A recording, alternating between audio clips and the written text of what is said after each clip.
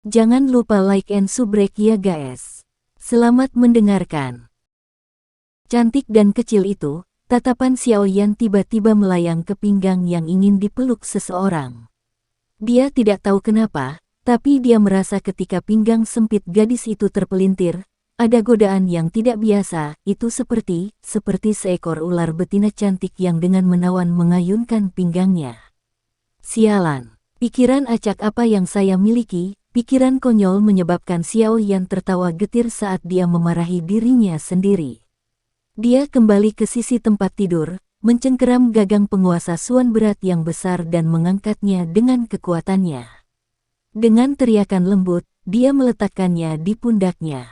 Xiaoyan dengan ringan memantulkan tubuhnya dan tersenyum. Setelah 1 tahun pelatihan yang sulit, saat ini dia sudah benar-benar terbiasa dengan beban penguasa suan berat. Namun, setiap kali dia melepaskan penguasa suan berat, kecepatan dan kekuatannya akan meningkat pesat.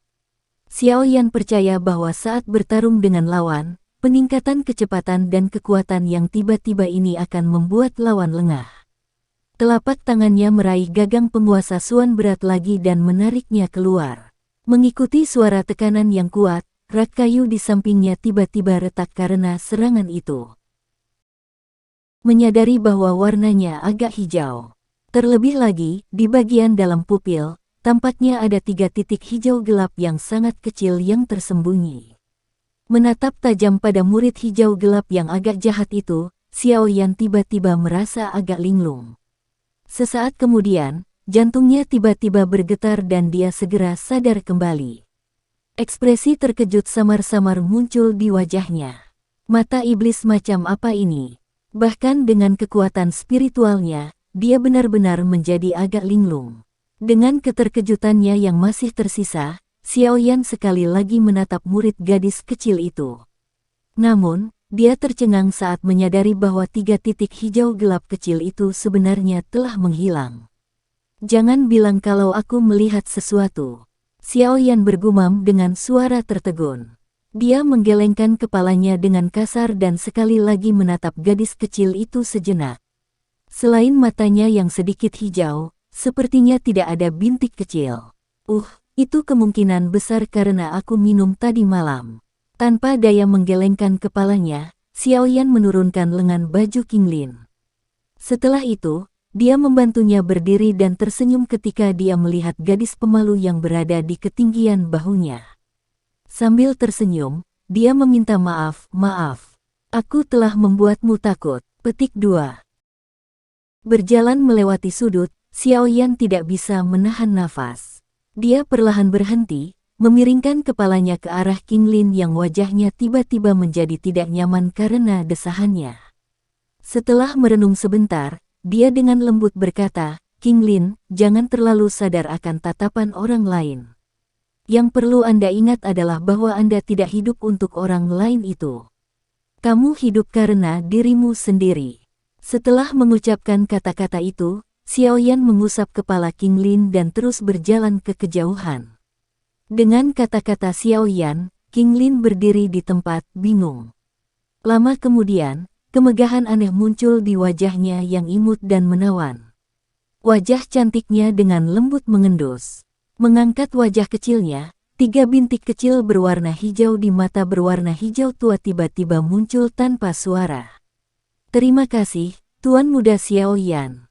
Setelah dia dengan lembut menggumamkan kalimat itu, wajah kecil Qinglin tiba-tiba menunjukkan senyuman yang dipenuhi dengan bujukan.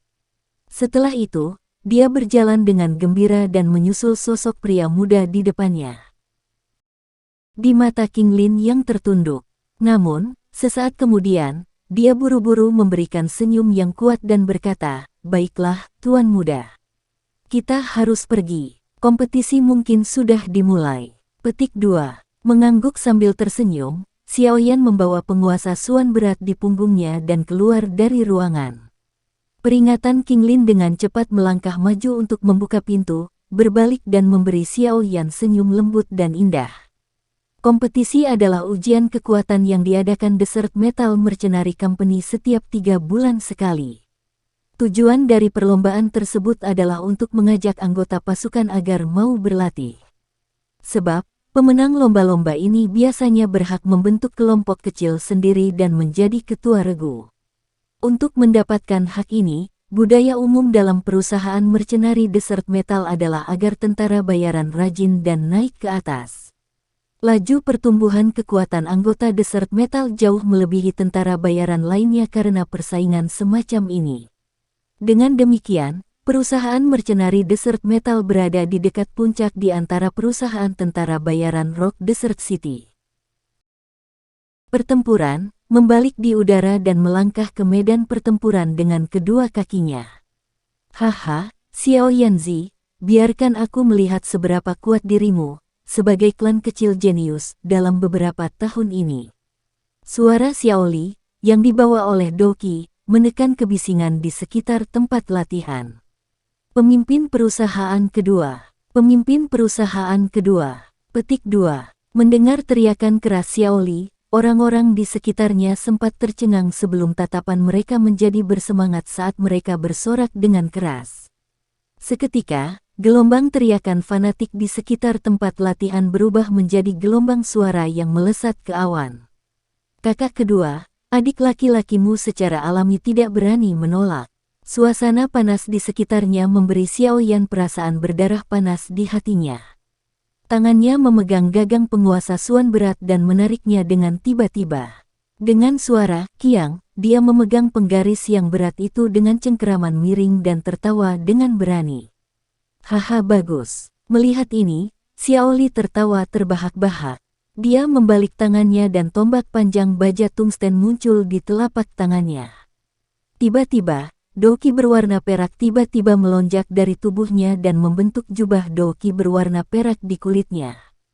Dalam beberapa tahun ini kita belum bertemu, jenis petir Doki kakak kedua telah menjadi semakin halus.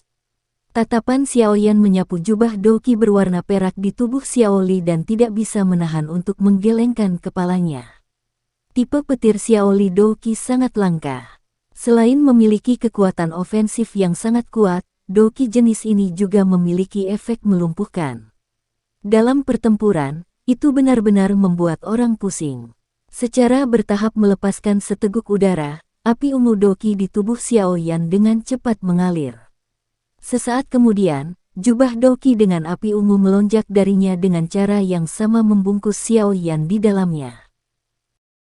Oh man, melihat jubah Doki api ungu yang dipanggil Xiao Yan, Xiao Li tidak bisa tidak memuji. Dia segera memegang tombak panjangnya dengan erat dan berteriak, "Ayo mulai." Tepat saat suara Xiao Li jatuh, tubuhnya dan tubuh Xiao Yan bergerak pada waktu yang hampir bersamaan. Kaki mereka menginjak tanah dan tubuh mereka terangkat.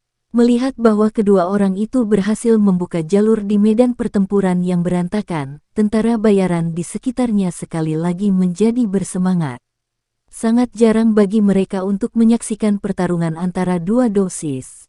Hari ini, orang-orang yang disuguhi pertempuran ini menjadi sangat bersemangat.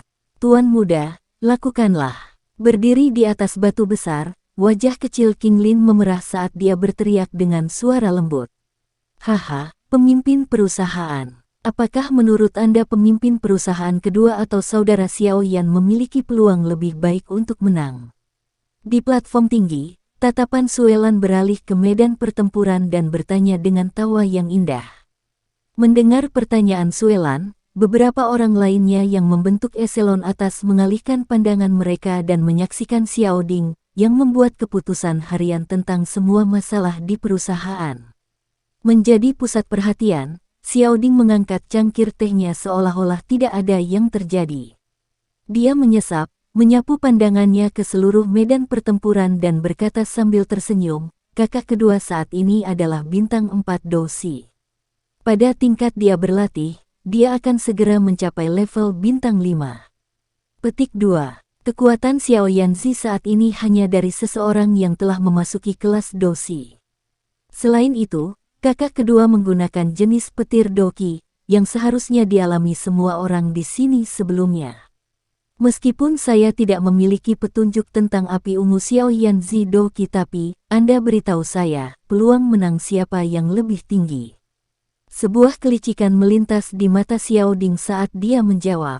Dari kelihatannya, bukankah pemimpin perusahaan kedua pasti menang? Bagaimanapun, kekuatan mereka berbeda dengan beberapa bintang. Mendengar ini, Suelan mau tidak mau menggerak-gerakkan mulutnya dan berkata dengan suara yang agak kecewa. Dia benar-benar ingin melihat Xiao Li dibodohi. Hehe, Xiao Ding tertawa saat dia dengan lembut mengetuk meja dengan jarinya. Tatapannya menatap pria muda yang dilapisi Purple Flame Doki yang berdiri di medan pertempuran. Dengan suara lembut, dia berkata, jika itu orang lain, dia mungkin tidak memiliki kesempatan untuk menang. Tapi, tentang adik bungsu saya, Anda tidak bisa menggunakan akal sehat untuk menilai. Pria kecil itu suka menyembunyikan jati dirinya sejak masih muda. Saya tidak percaya bahwa kekuatan aslinya hanya sedikit di permukaan.